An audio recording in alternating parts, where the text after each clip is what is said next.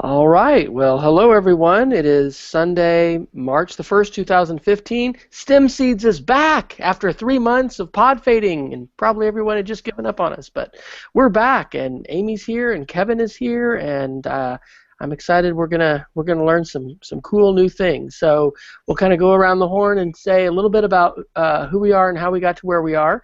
And then we'll talk a little bit about what's going on in our classrooms, and we've got some questions for Kevin. So I am Wes Fryer, teaching 4th and 5th grade STEM and Independence Elementary in Yukon. And I got here by getting to do instructional coaching in Yukon for a year and a half and meeting Amy, and then having the opportunity to fill in for Chris Simon, and basically just the stars aligned for me to go back in the classroom and be teaching 4th and 5th grade again. So here I am. So Amy, how about you? How did you get to where you are?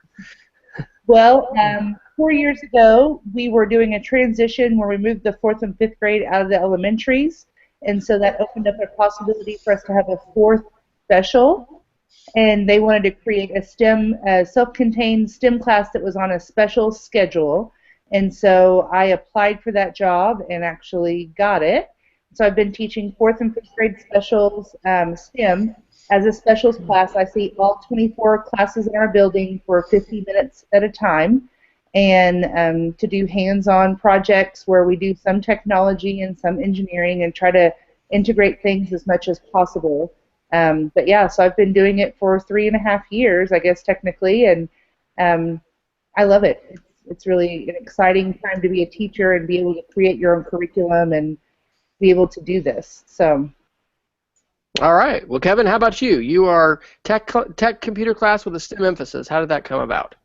Well, I've been with the district teaching K-4 technology since 2003, and about 3 years ago I decided that I wanted to take the program in a new direction and recommended that we implement the Engineering as Elementary curriculum by the Museum of Science in Boston as an add-on to my program. And so we have been, ever since, working with those lessons in addition to the technology ed that I do for K-4, plus some other things here and there that are interesting that I found along the way.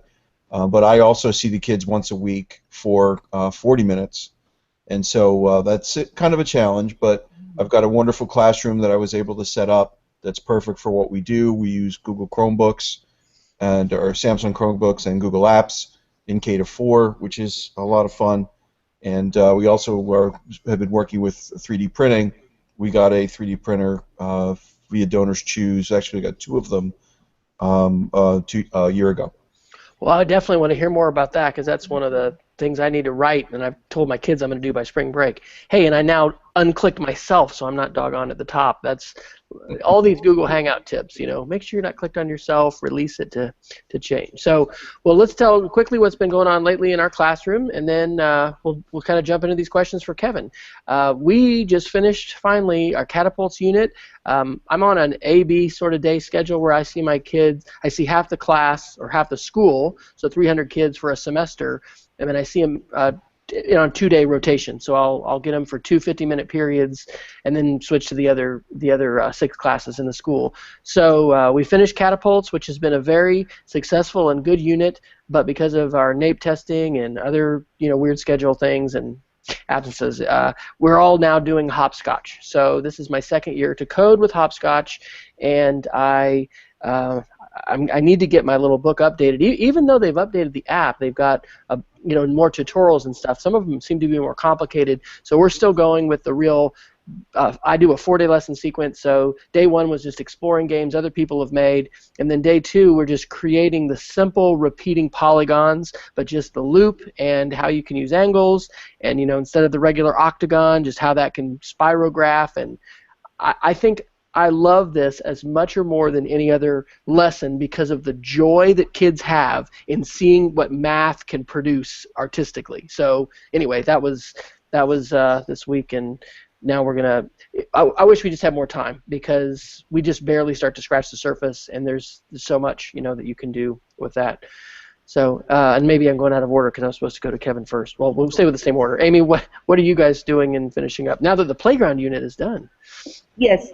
I also see the kids for half a year, but I see them at 2 different 9 weeks. So I'm actually wrapping up this next week. We're wrapping up with the group that I have right now, and we actually have been doing. We did prosthetic hands this 9 weeks, and then we hands and legs. My fifth graders did hands, and my fourth graders did legs, and then we are doing measurement right now. We're doing some hands-on measurement stations where they actually get to use all the different measurement tools, and we'll be doing kind of a game show format this next week where they have to actually answer questions and choose the appropriate unit to measure the water in a bathtub, or use the appropriate unit to measure the mass of a textbook. And so we'll do kind of a game show format, and then actually I have a measurement relay race where they actually get to run in STEM, which is a big deal. And so we'll be doing that and sorting by appropriate units later in the week too. So that's kind of how we're wrapping up the last couple of days in STEM. And then next 9 weeks, of course, we'll start over and do some Minecraft and prosthetics and stuff all over again. Have you done a Kahoot before, Amy? I have no idea what that is. Okay, I need to show you because my wife, it's one of those things you hear about, and she showed me, and I did the first one, and it's a game. It's like for game show sort of things with quizzes. All the kids could be on their own device. We did one. This tells you how geeky our family is now. Instead of playing a Harry Potter board game, we looked up Harry Potter Kahoots. Gosh. For real? Yeah, and then we played it. Kahoot with your family? I got toasted by my fifth grade daughter. So, like, in order to win, we had to do another one that was about physical earth science, and I won. But like our fifth grade daughter just like toasted us. We were so, yeah. That's. So you're not smarter than a fifth grader. No. Yeah. Or not faster. But hey, smarts is measured in all kinds. And congratulations, by the way, to her acceptance in that IB program. Oh, thank you. We're pretty thrilled. It's a big life milestone. We've been thinking all our kids go to the school. So, what has been going on in your classroom, Kevin? Well, I've got 5 to talk about. I'll try to be brief. In kindergarten, we recently did 2-dimensional and 3-dimensional shapes with spaghetti and marshmallows, which is always a favorite. Mm-hmm. In first grade, STEM-wise, we have done more Google projects, actually. We had students interview each other and do a project involving Google presentations, which isn't really STEM, but there's some technology in there. Mm-hmm. In second grade, we are introducing the kids to 3D design with Tinkercad. They're making name tags for themselves, following one of the tutorials there, and we're printing those off and giving them to them, much to their delight. In third grade, we actually have done a couple of things. We have one of our favorite lessons is the drops on a penny challenge, where you ask the kids to predict which penny will hold more water, an old penny or a new penny, and you give them an eyedropper and a cup of water, and you count how many drops of water you can put on a penny. And just real quick, have you guys seen that lesson before? No. Guess how many drops of water you can put on a penny? 15. 72. Well, it's closer to like 40. Okay. But Wow, that's a lot. Yeah, it's crazy. So anyway, the kids have a lot of fun. We look at the pennies up close. We try to predict which one will hold more water. We say why.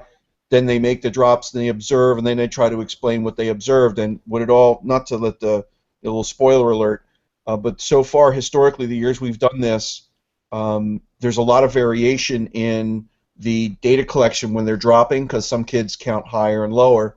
What we do is we have the kids put all their data into a shared Google spreadsheet, and then we look at it the entire grade level. And at the grade level, there's no difference. Okay. But there's tremendous variation as the kids are doing them, because like, well, my old penny was better, my new penny was better. But when we aggregate the data, it's virtually identical. What a great statistical. Yeah. Yes, it's kind of fun. So when we just wrapped that up, that was in third. And in fourth grade, the students have been designing cell phones, which we're printing in 3D using Tinkercad. Oh my gosh! And Tinkercad, is that a PC based, like Windows Mac based? No, it's a website, totally free, run by Autodesk. Really? It's the most amazing, easy to use 3D web app that's out there. Wow! Oh, well, Yes. and just to selfishly ask a quick personal question, what do you recommend for 3D printers, and what's your advice as far as the donors choose? Because I did a thing for 3Spheros, and that's it. But what do Well, you Spheros are pretty amazing. The 3D printer that we have is a MakerBot Replicator 2, 4th gen. We're happy with it. It's been good to us. We have 2 of them. Recently, though, I read about, and I'm just going to Twitter here to find my DMs to give you a link. There was a guy who told me about here we go, a cheaper, more reliable MakerBot that's available through School Specialty. It's called the FlashForge 3D printer, and I'll drop that in the chat so you have it. We're looking at this right now. They're less expensive. The deal we got, the Donors Choose deal, was a limited time thing. I'm not sure if it's still going. And we had applied, and the way it worked was you had to get someone in the community to contribute towards the project, and then Donors Choose and MakerBot paid the rest, which we did. And so we got 2 printers that way, and we've been happy with them. They jam occasionally, but by and large, they're pretty solid, the MakerBots. Wow. Okay. I'm putting that in our Google Doc, and for those of you that, whether you're seeing it live or later, we do have a Google Doc of show notes, and we'll link that on STEMSeeds9.org on this show. We do have the Q&A open, so I see we've got 11 people live, and Peggy George has tossed a couple things in. It is great you can join us, Peggy, and if anybody wants to chime in with a question, we'll try and answer that, and you can do that, I guess, kind of 2 places. You can do it inside the Hangout, and then there's a way, I think, for you to post it on the Google+. So, Amy, any questions you want to throw at Kevin before we go down our list? No, I've been scratching stuff down over here because I am working on a grant to get a maker studio set up in my classroom, and so 3D printers are something I'm very interested in. Let me ask you, Kevin, it's what you print with. It's the plastic, I guess, is what you print with. Mm-hmm. What kind of price-wise, because having 630 kids, I love that you're letting them print name tags and things that feel very individual. What kind of price is that supply? I mean, is that very expensive? It's not. The material that 3D printers use, there's 2 types of plastic. The most common is called PLA, Okay. which is corn-based, believe it or not. Okay. And it's very inexpensive. We get a roll of, I think it's like 2 pounds on a giant plastic roll. It's probably good for, depending on the size of the objects you print. I mean, I have yet to replace one so far, and that's only like $50 a roll from MakerBot. Yeah, but the place you want to write this down is you want to look into Zeni Kinetic, Z-E-N-I Kinetic. Okay. They are an alternative supplier of PLA. They have an educator discount program. Their prices are lower than MakerBot to begin with. Then they give you like a free allowance towards PLA to buy because they want you to be buying it regularly. Sure. And their quality is excellent, and the prices are probably 30% below MakerBot.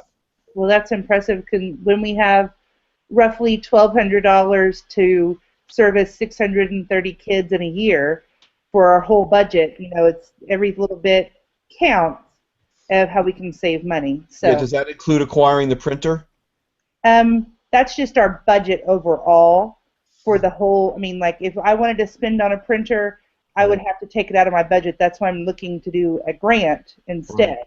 That actually hopefully will be able to use. Yeah.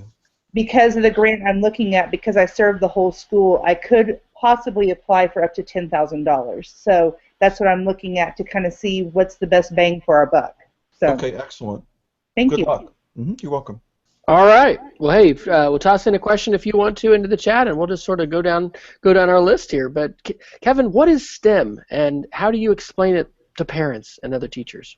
What I always say is STEM is the kind of learning that's always been happening for years and years and years in elementary classes, and nobody called it that. It's when teachers would do hands-on projects that integrated different subjects in creative ways that involved students being in charge of the learning and producing something, not working on a worksheet. Mm-hmm. Okay? And great elementary schools have been doing that, as far as I know, for a long time. And so it's nice now that we have have a handle for it, a moniker that lets us get grant money and other things, but it's really all about having the students be in charge of the learning, having them pursue inquiry-based work, and again, getting away from sit and get and sage on the stage learning, just really where the kids are in charge of what's happening. So you said a little bit at the beginning about how you got to where you are, but can you go back even further as far, what's been your journey professionally, and then how did STEM, fit into that as far as what you guys wanted to do and create in your school? Well, I was in the business world for almost 20 years. I left after 9/11 to pursue teaching as my dream job. I had always wanted to be a teacher, and was able to get a job teaching technology in my home district when I was looking in 2003, and I've been there ever since in a PC-based lab, which was, by all accounts, fabulously equipped for the times when I was there. I mean, we're pretty state-of-the-art as far as infrastructure. Around 2011, I decided that the world had changed so much, and our curriculum had changed, but not as much as I thought it would need to, that we had an opportunity to integrate this program that I had heard about called Engineering is Elementary, and bring those projects into my classroom to give a hands-on STEM emphasis where none existed before. And in the doc, where you asked us to put links and stuff, you don't have to show it now, but if you've never seen it, the number 2 on my list is the promo video, which is a Star Wars crawl that sort of tells the story of how it got started. So you can watch. It's kind of fun, yeah. And it's basically that we just wanted to put an emphasis on STEM, but we knew that it would be very difficult, for example, to go to the classrooms and say, look, hey guys, here's your new STEM program. Good luck with that. Because the classroom teachers would be like, no, not having it. So I volunteered to lead the way. That's awesome. And how rocky has that been as far as pushing that and changing, making the shift to a different emphasis? Well, I wouldn't quite say it's rocky, but I would say that we have made constant adjustments. We have been walking back, if you will, from the initial vision from the very beginning. I think we went a little too far, honestly. And so we have been making adjustments, and that's, you're iterating is what any good designer does, is we're looking at what do we need to add, what do we need to take out, what do we need to change. For example, one of the things that we are doing differently this year is the Engineering's Elementary curriculum, which I love, has an integrated storybook, chapter book, which took me 2 class periods to read. I loved reading the books. So much fun. They're just wonderful, wonderful books. But we decided to have the library media specialist read those books, and that bought me 2 extra class periods. Mm-hmm. So those kinds of adjustments are the things that are helping us make the program more effective. So that's a curriculum you all pay for then, right, for engineering? Yes, very inexpensive. I tell everybody I know to look into it. It's from the Museum of Science in Boston. It's in the doc, and basically it's an engineering challenge or series of challenges written around or based on a story that the kids read that features elementary-aged kids from all over the country that are often disabled, and so it has the context for the engineering challenge. Then the kids have to do the challenge in the class, and it's just really terrific. And Wes, I wanted to say this to you. When we talked to our friend in Maryland or Maine, Henry? Right, yeah, Henry in Wells, Maine. Henry uses elementary, engineering is elementary, yes. Right, EIE. And Crystal, actually, when we did that, then Crystal actually was telling me she wrote a grant and she has the whole series if it's something you're interested in. Oh, really? So yes. She got it. She has it. It's a little cumbersome for what she's doing because it has so many components at this point in time for what she was talking about. But she does have it if you're interested in at least looking at it and seeing without having to buy the whole thing. Yeah, I had somebody ask me, because when you say cumbersome, it is incredibly detailed. Mm-hmm. The teacher's guides have every conceivable bit of vocabulary, assessments, worksheets, just all kinds of great things that are in there. and it can be daunting. What I do is I pick it apart, and I take the things that I like, the things that I can use, and mix and match them and combine them and reconstitute them to fit my program. True. There's no way I could possibly do it and follow it with complete fidelity from start to finish. There's no way it wouldn't work. Right. Cynthia Day is chiming in. I think she was with us at Create, Make, and Learn. Yeah, and she said she remembered using Tinkercad with you, Kevin. Yep. She says some people are loving MakerEd, and some science purists are claiming it's not real pedagogy, especially at the middle school and high school levels. So she's asking you, what do middle school and high school teachers say to combat those who are claiming that MakerEd is not standards-based? That's a great question. In the doc that I shared, it's supposed to come at the end. It's okay. You can go ahead and talk about it now. Let me just bring this video up, and I'll get out of it. All right. So where's the link chat? Oh, there's Sen. Hey, Sen. So how do I chat in this little silly thing here? Why is this not letting me chat? Let's see. You want to send the link? Yeah, I want to just drop a link in the chat, but I don't see where I can do that. Up at the top, the blue on the far left side of the Hangout, there should be a blue box. Oh, there it is. Okay, Here we go. So this is a YouTube video that I just came across. It's about a guy, MakerBot. Apparently went to this guy's school, and it says he's a middle school person that does engineering. They make CO2 race cars.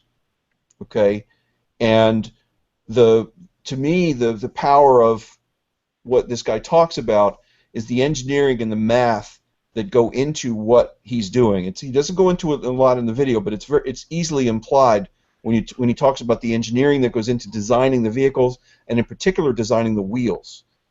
Anybody that is confident with the materials and standards that you need to teach can absolutely spin these maker-based programs into standards-based activities without any trouble. Cynthia could do it in her sleep. So I think it's just a matter of respecting the fact that these folks are coming from a world that really has not changed much in ever instructionally, and for them to see something as exciting and new and getting all the attention that it's getting has got to be hard, and so they're going to want to take pot shots. Mm-hmm. Some people will. When you base what you're doing on the standards, and I know that was a big deal for what we did in Vermont, it's at Create, Make, and Learn, which we're doing again this year in July. The resistance is going to fall away. So it's just a matter of documenting your thought processes and the pedagogy behind it. But yeah, sure, if you just let people play with stuff like Tinkercad, it's not going to look like real learning. So I would agree with that. Yeah.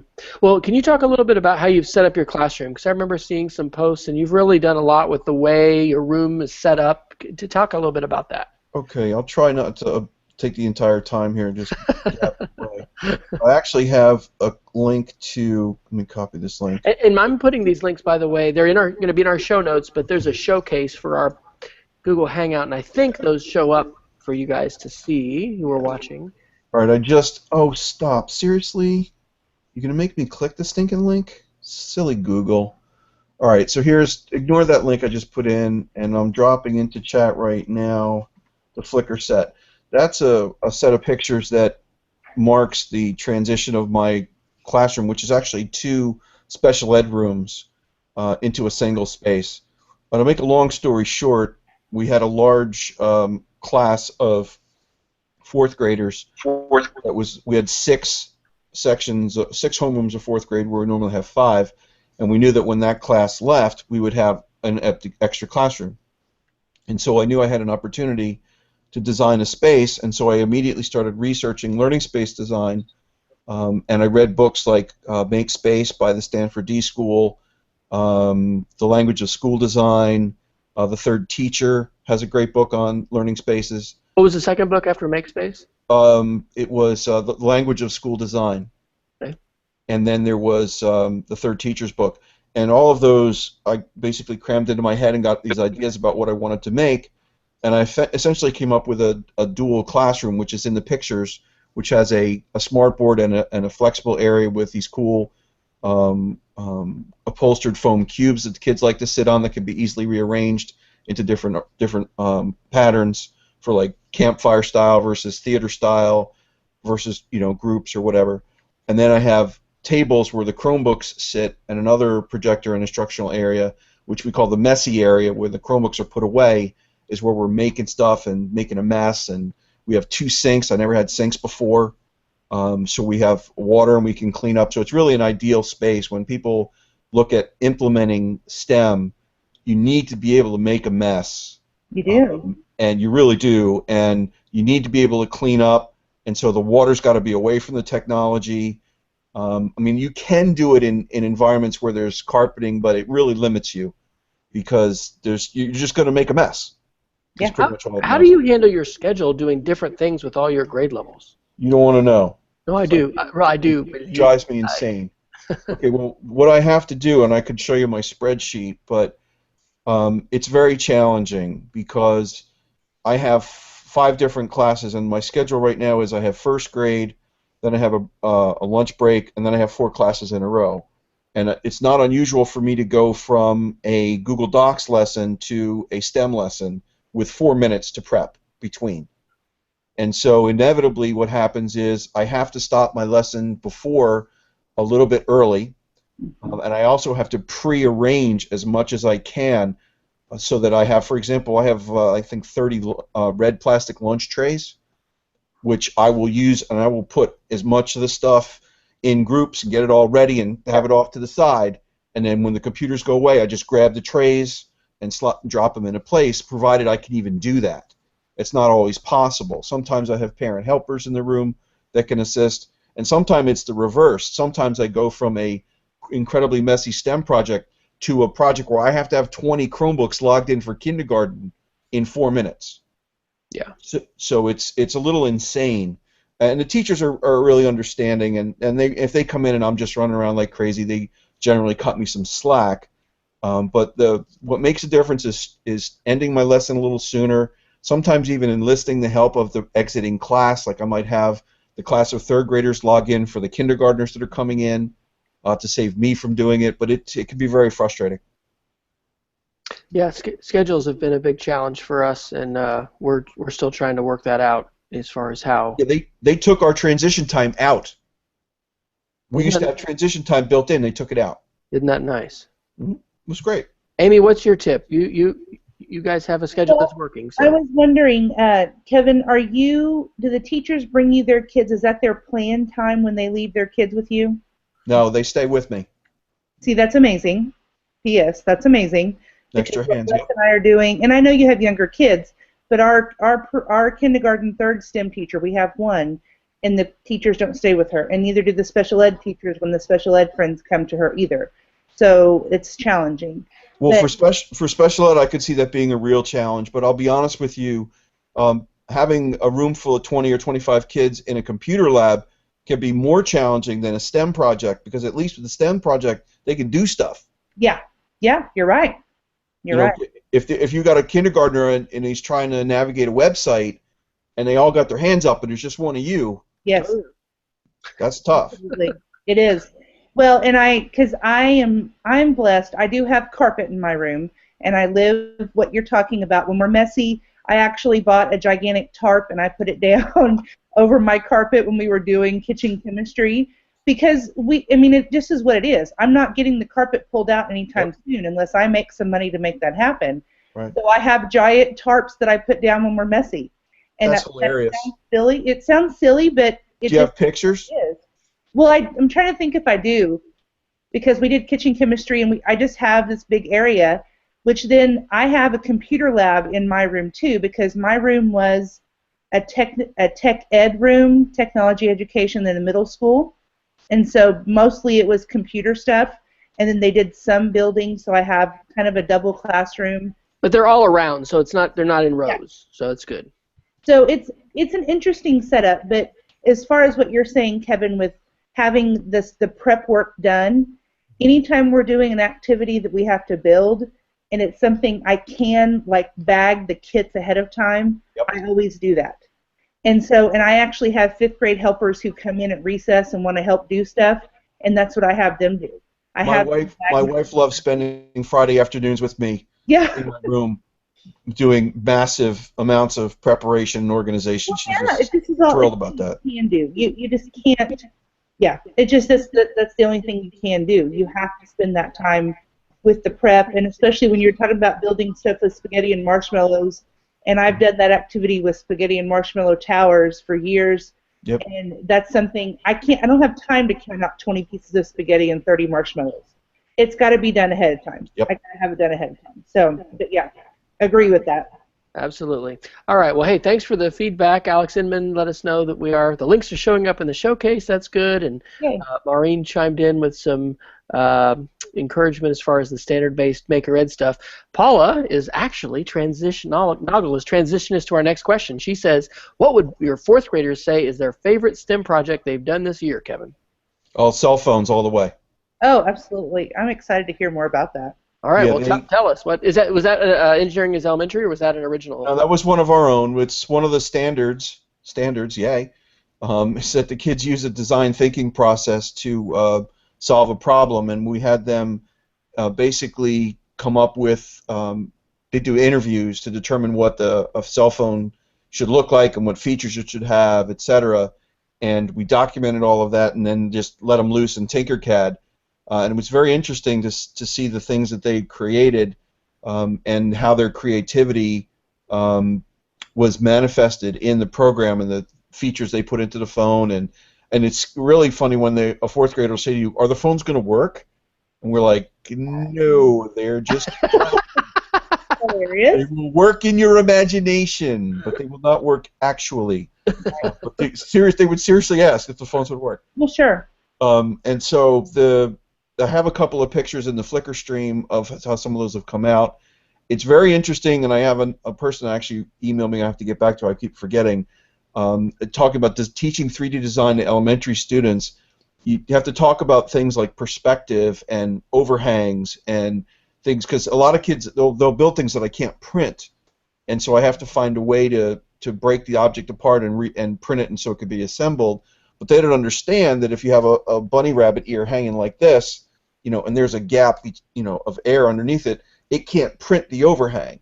And so that's one of the challenges that we face with them, is getting them used to what is and isn't possible in the medium. But they take to it like ducks to water, and Tinkercad is super easy. Signing up for the accounts was super easy, and it's definitely, it was touch and go for a while. It looked like the company was going to go under, but AutoCAD picked them up, and they're solid now. So do you post these lessons to a website, or how? I know you're avid Twitterer. What's your sharing process look like? Well, I've been slacking this year. I used to do every week I would do a write-up of all of my lessons, and for a variety of different reasons I haven't been able to do that as well. I can't imagine why. Yes, shockingly. My Flickr stream, however, has got the best collection of what's happening, and that's it's right at my base Flickr stream. My iPad now directly uploads to Flickr, and then I just approve them once I decide I want to make them public, and that's really the best way to see what's there. I'm behind on getting some of the write-ups done, but that's something I would like to do more of. Well, as a related aside, setting up the STEM Seeds was to encourage us to collaborate just like today, and then just to encourage more lesson sharing. Because just like you described with Engineering is Elementary, I mean, curriculum is great, but typically you always have to remix and make it fit. And so it's feel free if you'd like to share on STEM Seeds in the future. Because anyway, it's just we want to amplify all kinds of ideas, in large part because we're hungry for that ourselves. Not having a curriculum. Paula asked, have any of your students designed STEM projects for others to do? Wow, ours haven't. Yeah, ours haven't either. I mean, my kids come up with stuff. We have a makers club after school once a week, and so they're coming up with ideas for things to do as far as projects. And can I chime in on that, Wes? You bet. Actually, our playground project that we did was inspired by a student. One of my fourth graders last year, we were trying to figure out ways to get the parents involved in our school because we have a low parent support system at our 4-5 center. And so our feeder schools get great parent support and we just struggle. And so one of my kiddos said, hey, why don't we do a playground design where we actually raise money and build that design on our playground? Wow. So I I did the heavy lifting and got all this stuff put together to make the lesson happen. And then we literally did research. The kids did perimeter and area and built 3D. Wow. It wasn't fancy 3D. This is 3D playground equipment out of trash that they built, and they had to think about, well, how are we going to make that slide? How are we going to make that round that have been the top 4 voted on by the school? And right now we're working to put together equipment from all of those so we can actually raise money to put that on our playground. So That's that actually amazing. is something from a student. It's been a labor of love, kind of a Herculean task this year because it was really a lot of work.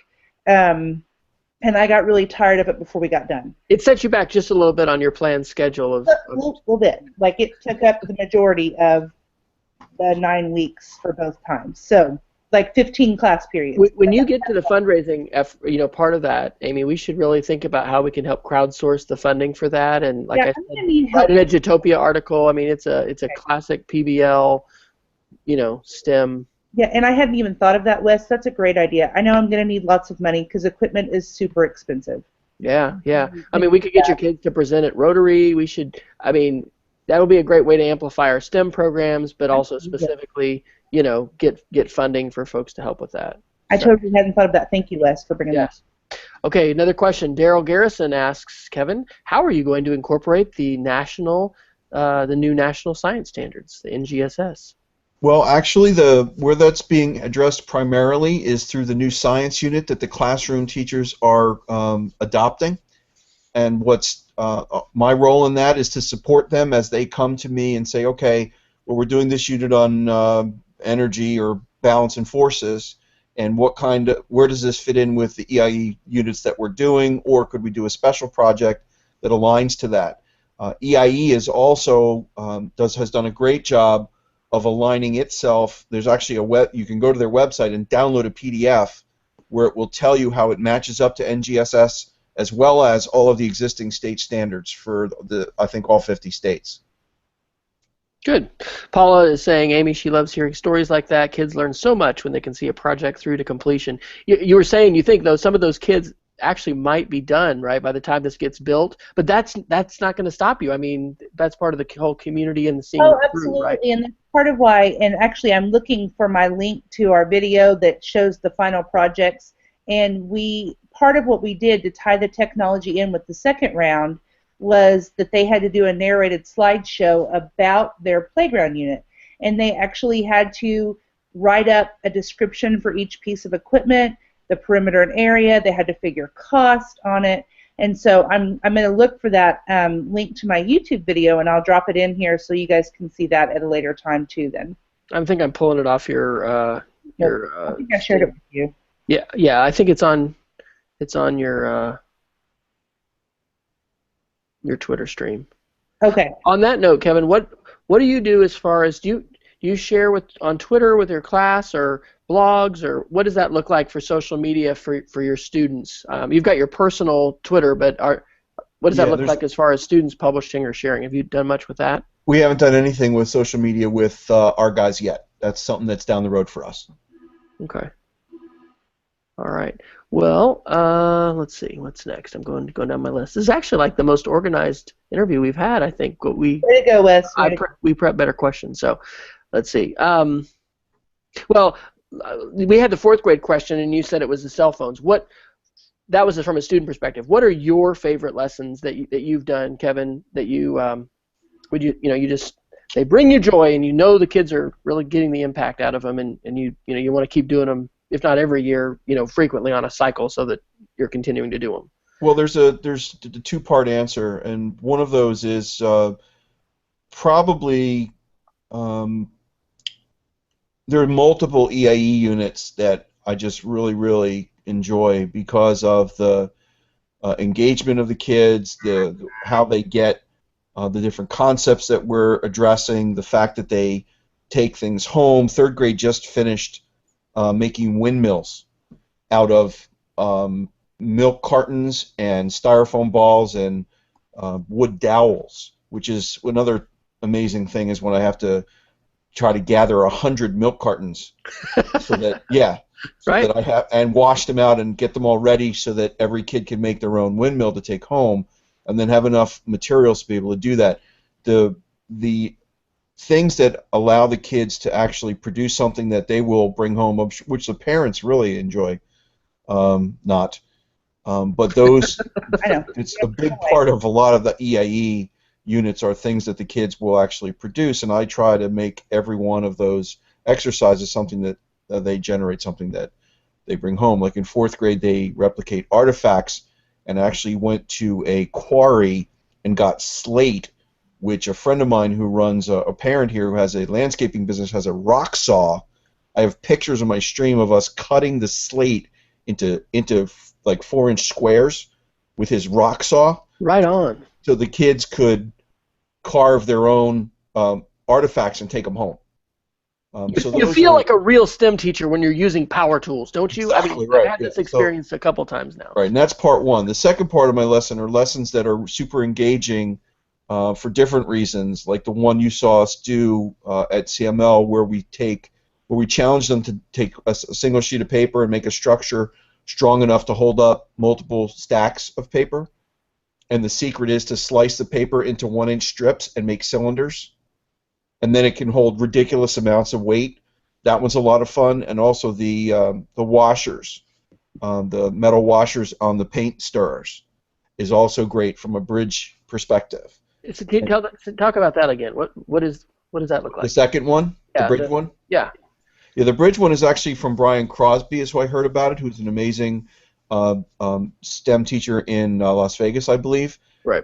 Essentially what you do is you get big metal washers, and unfortunately they're kind of expensive. We got those donated from Home Depot or Even better. No, So you get them donated, and then you get a stack of you get a huge amount of paint stirrers. Right. And you're talking about the process of cantilevering the stirrers and how many washers you have to stack and how you stack them so that you can make the longest possible cantilever self-supported bridge. Yeah. Yeah, that project, I copied it from Brian too, and those kinds of engineering design. In fact, Amy, I'm going to work on this, just trying to get more of those kind of built out, because we had Bethany Ligon on, and she's a middle school science teacher, but she does those kind of things. Those grab kids. Yes. And I feel better when anybody comes into my room. We're doing that anyway. Those engineering design projects are great. And so Engineering is Elementary has good suggestions along those lines too? Well, the Engineering is Elementary has a lot of great project ideas that you can pilfer and modify and change, and I pretty much change every one that's in there because I can't do them as they're designed. Right. Okay. Well, and that's something I want to use, that cantilever, because I already do a good-sized bridges unit, and next year I want to add that, since we're going to do bridges again next year, I want to add the cantilever with the paint sticks too, Wes, because I think we talk usually about beam bridges and suspension bridges and arch bridges, but we haven't talked about cantilever, and I think that would be a nice addition to that unit. Yeah. Angie Ariza is in the Q&A. She says, Amy, we just started a PBL unit in which students will design a natatorium to meet the needs of our district. Garland ISD, which is in the Dallas area, Bond just passed, and it's a fantastic opportunity for our students to share their ideas. They'll use SketchUp for their design. So that's fantastic. We haven't used SketchUp. I would like to figure that out. I have 16 kiddos now that have formed a committee, those top 4 groups, and we're trying to decide what is the final stuff we want to put on our playground, and maybe using the SketchUp would be a way to get it to be more real for all of us. Yeah, I have some experience with SketchUp. I can tell you that the free version, SketchUp Make, is excellent. It's also it's for upper elementary is going to be a bit of a stretch. Okay. Because even though they've simplified the interface with SketchUp Make, it is still fairly complex. Okay. And it's easy to make things that are impossible, which is not what you want. Yeah, so it's a little harder to manipulate than you might think. But it's a wonderful program and it's free, so there's no reason not to try it.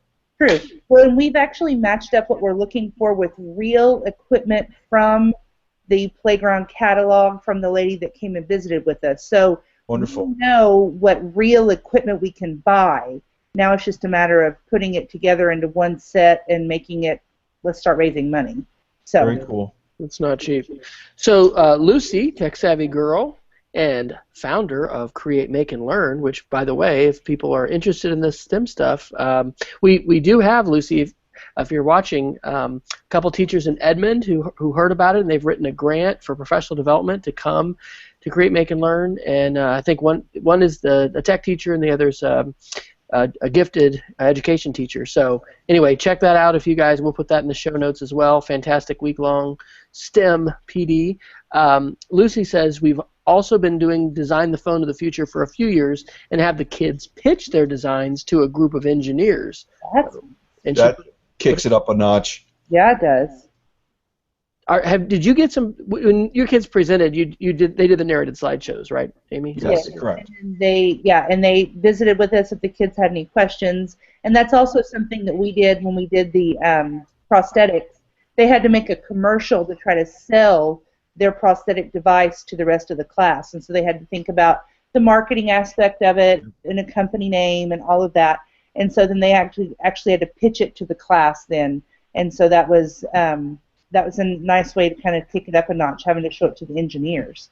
Oh yeah, definitely. Nice. That is good. I'm dropping these links into our Google Doc kind of as we go along here. Let's see, what other questions do we have for Kevin? We're doing pretty good. We got about 15 minutes left. Okay, Minecraft. We got to talk Minecraft. So I've just been doing it a year and a half.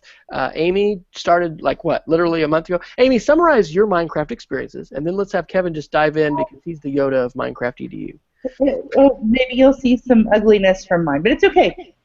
So we did it. I went ahead and jumped off and spent the money to buy 30 licenses so we could be on at one time, and we started with the tutorial world, where the kids that didn't know what they were doing thought it was kind of fun. The kids that did Minecraft thought it was the worst thing ever, and it was so boring, and so they didn't want to do it. And then they did, though, because I still said, well, I could offer you some math worksheets you could do instead of Minecraft. If you'd love to.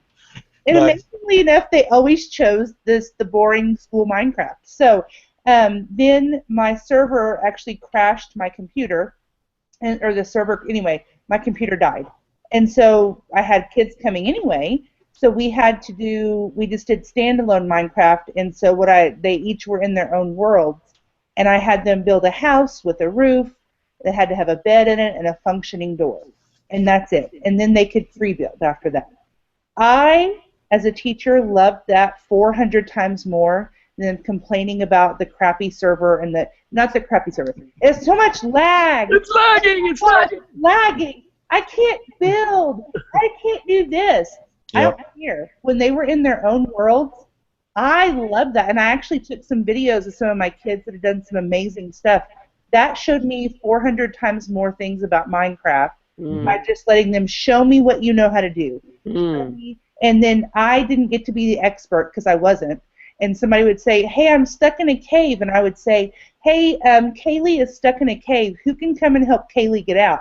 And 4 kids that normally are so wiggly we can't get anything out of them, all of a sudden are the experts, and they're coming to help. So there's a good feel, but I know there's great benefit to be harvested from the collaboration aspect of it, but almost everything we do in STEM requires collaboration. So for me, I was okay to work on our own for a couple of days and let them show me what they could do on their own. So that's my feeling on it. All right. Well, Kevin, what are your Minecraft EDU experiences? And how long have you been doing it? We're in this is our second year of doing it as an after-school program. Okay. So we're not quite at the place where we're able to do it during lessons, during the school day.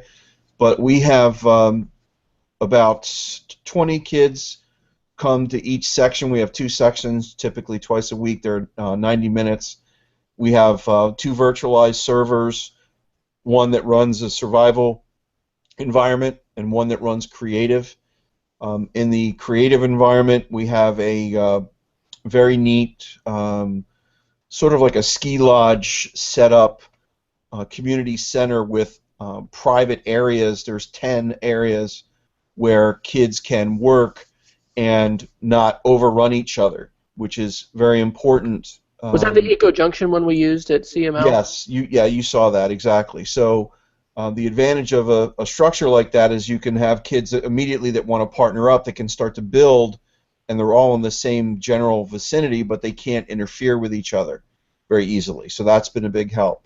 In the survival world, we have it's basically a free experience, but I've set up teleport stations at various parts of the map so to keep the kids separate, because again, they'll wander into each other's builds and start, inadvertently or otherwise breaking things or having issues with each other, which then things become a little bit crazy. But I also have been amazed at how productive and imaginative the kids are to be able to create very complex structures and some very novel structures. In fact, Wes, your daughter's demonstration at CML, where she made a shower using redstone, was fabulous. And those are the kinds of challenges that you really get the kids thinking about what's possible and how these different materials can interact to accomplish objectives, and then you just basically just get out of the way. Mm-hmm. That's the part that I like about it the most. That's awesome. This is we're going to go back to more Minecraft, but Paula Noggle put in a question about a Puff mobile project, and then she's got a link to that PDF. So I have not heard of that. Have you guys heard of that before? No. Okay. Well, I'm going to drop that link in, and we'll check that out. Thank you. I also saw on their West there was one from Maureen that asked about earth science. Yes. So that's something to come back to as well. Just want to make sure we don't leave Maureen out. Sure. Well, no, we could do it now because we got about 9 minutes, and we got to do our picks of the week or geeks of the week or whatever. So, are you all doing anything with earth science? I'll tell you this. I felt cool like David Warlick last weekend, because I remember seeing David Warlick circa 2002 at NECC. Well, and he does it in his book too, where he would like grab all the earthquake data and then do some wizardry. Boom, it's on the map, and you can see the ring of fire. Anyway, with the geomapping stuff, I haven't done this with my kids yet, but maybe I'll convict myself to do it. You can download the comma delimited, earthquakes in the last 7 days or 30 days or whatever, and the new Google Maps that was the map engine light, now it's just the new maps. It's so slick how it brings it into a layer. So, we have more earthquakes in Oklahoma now than they do in California because of our friends in the oil and gas industry and horizontal drilling and all this fracking stuff, and it's actually injection wells, but and officially that's not causing any of the earthquakes. But anyway, that's one thing I think I might do, just as far as the geomap and talking about earthquakes, because our kids know what earthquakes feel like now. It's not like we've had destructive ones, but anyway, do you guys do anything with earth science? Or the closest we come with earth science is in first grade. The kids in an EIE unit have to design and test a wall made of different types of masonry. So we have a sand-based mortar and a clay-based mortar, and we have to test them to see which one is stronger.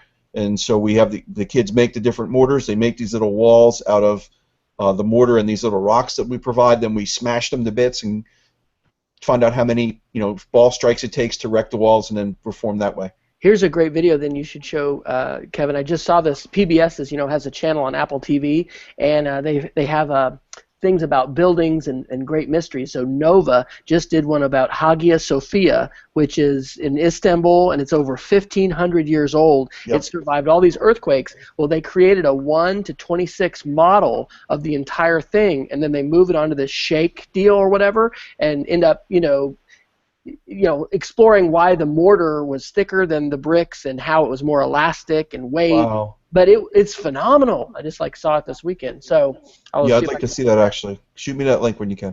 Okay, I will. Well, let's do some picks of the week, and then I think we're gonna have to wrap up. We're almost. Amy wants to say what she does with earth science. Oh yeah, sorry, Amy. Earth science. So, right. Honestly, I haven't done much with it. We do usually on bridges and things like that, but we really haven't touched much earth science. And I try to partner with the classroom teachers and not step on them. And so I do kind of other things that they need me to back up for, like they needed some help with potential and kinetic energy, so we've done some stuff with that. But I try not to teach the classroom science standards. I just partner with them. So Right. Right. Okay. Well, let's do some picks of the week, and then we'll wrap up. Kevin, you're our guest, so you can go first. All right. Well, the first pick of the week is the video was my alternate in case that this one doesn't work out, and that was the CO2 cars that the person had made, or the teacher had made with their 3D printer, which are pretty amazing to watch. But my main pick of the week is a free 4th grade curriculum and Hot Wheels cars and track direct from Hot Wheels. So you click that link and fill out the form, and they will send you 40 cars. No. Yeah, track, loops, the whole 9 yards, and there's whole curriculum that goes with it.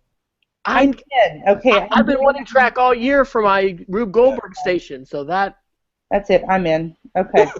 Signing up right now. And have you have those? I signed up for it. I'm waiting to find out about the shipment. Yeah. Okay. Sweet. Well, that's awesome. Okay.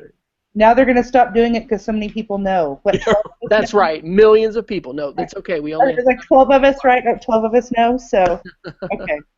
We'll share. Okay. So, Amy, you want to do yours? Crayola. Sure. One of my friends, actually another teacher, showed me this Crayola Color Alive, where you actually have the picture and then you have an app. After the kids color the specific picture, then you use the app and it makes your picture come alive. And actually it works kind of like, I guess, Erasmus does, kind of in that idea. Right. But anyway, so it actually makes it stand up. What I think is cool, of course, there's Barbie. There's certain books you have to buy the color sheets, but they have some free samples you can print from the Crayola website. But there's like Barbie ones, of course, but there's also Skylanders, which I know my nephew is going to be super interested in. So that's something I'm going to be looking to see about printing some of those off as well. Cool. So, but I'm excited to see what I can do with that in my classroom as well. Very cool. Sounds good. Well, and mine, I have not done this yet, but we're using hopscotch to try and make games, and we are. The achievement so far, our PE teacher has a game he plays with the kids, where basically he calls it carousel, but when you have kids in line and you got to buy time, he'll say something like, whoever has blue or the letter R, has to go to the end of the line. So I went through a couple iterations of making that in hopscotch, and we have a working version that kind of works. But this app is called Game Wizard, and Amy had seen it at a theater, and I thought when we checked it was like $10. I looked today and it's $5. Oh, okay. But it is a app for creating games, and the thing that's so cool about it, and I got to give a shout out to the Ed Gamer podcast, because Ed Gamer, which is part of Ed Reach, I have on my phone for podcasts, and I listened Friday night, and the kids, you download a page that you print, a PDF or whatever, they can draw levels, and then it scans in their level, and then they can have their characters actually going through that part of the game.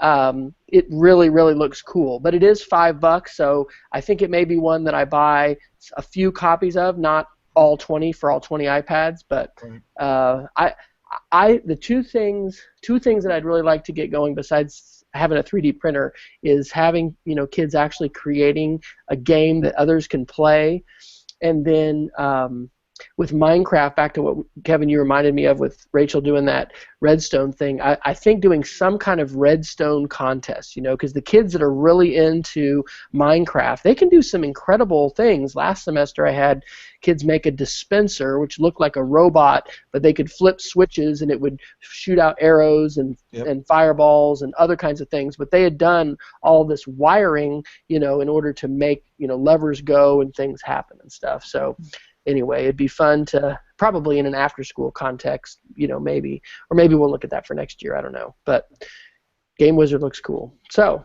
any last thoughts? If anybody wants to toss a last-minute question into the chat, I don't know if we've got any more. I'm good. I'm good. advice that you'd have, Kevin, for folks who want to embark upon a similar journey, trying to transform traditional tech ed into a STEMmy experience? Start small. Mm-hmm. Take a classroom. Pilot something with a single teacher or a grade level if you're lucky.